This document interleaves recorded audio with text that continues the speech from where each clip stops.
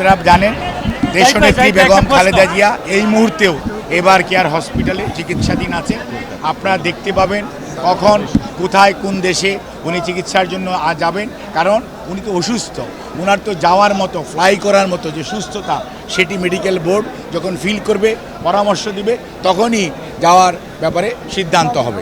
এই সিচুয়েশনে আমরা মনে করি এখন দেশ সকল অনাচারের ঊর্ধ্বে উঠে ডক্টর ইউনূস সাহেবের নেতৃত্বে যে অন্তর্বর্তীকালীন সরকার, তারা দ্রুত মহাসচিবের বক্তব্যের সাথে আমরা সবাই এবং দল একমত যে যত দ্রুত সম্ভব সংস্কার করে এবং দেশে একটি গণতন্ত্র অর্থাৎ জনগণের অধিকার যেটা হারানো গণতন্ত্র সেটি ফেরত দিয়ে এদেশের মানুষের সরকার প্রতিষ্ঠা হবে।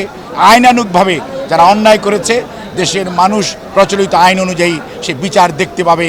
তাহলেই কেবল সেই আবু সাঈদ মুগ্ধরা কবরে যে শান্তি পাবে তাদের আত্মার, তখনই সেখানে সত্যিকার অর্থে সার্থক হবে।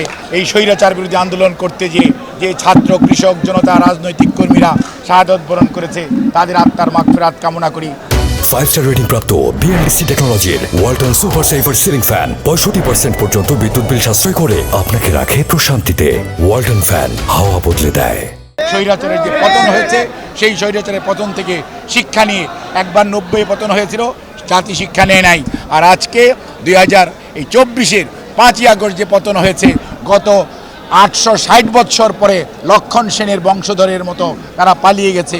কাজে এইটির পুনরাবৃত্তি বাংলার মাটিতে যাতে আর না হয় সেই জন্য আমাদের সবাইকে সজাগ থাকতে হবে, ঐক্যবদ্ধ থাকতে হবে। গণতন্ত্র পুনরুদ্ধারের আন্দোলন বিএনপি যেটা শুরু করেছিল 2009-এর ডিসেম্বর থেকে, অর্থাৎ এই দেশের গণতান্ত্রিক আন্দোলন করতে যে সমস্ত আমাদের ভাইয়েরা গুম হয়েছে, শহীদ হয়েছে, যারা হারিয়ে গেছে তাদেরকে আমরা খুঁজে বের করব এবং যারা শহীদ হয়েছে তাদের আত্মার মাগফিরাত কামনা করি।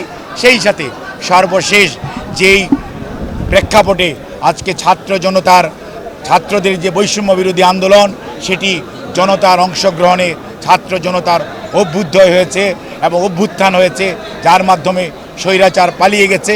দেশ আজকে একটি নবতর স্বাধীনতা। একবার আমরা 16 ডিসেম্বর বিজয় দিবস হয়েছিল, আর এবার সত্যিকার অর্থে 5ই আগস্ট আবার নতুন প্রজন্ম দেখতে পেল, স্বাদ পেল স্বাধীনতা কাকে বলে।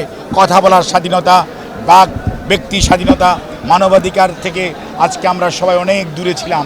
মানবাধিকারী দেশে ছিল না, এক ব্যক্তির শাসন ছিল, সেখান থেকে আজকে দেশ মুক্ত হয়েছে।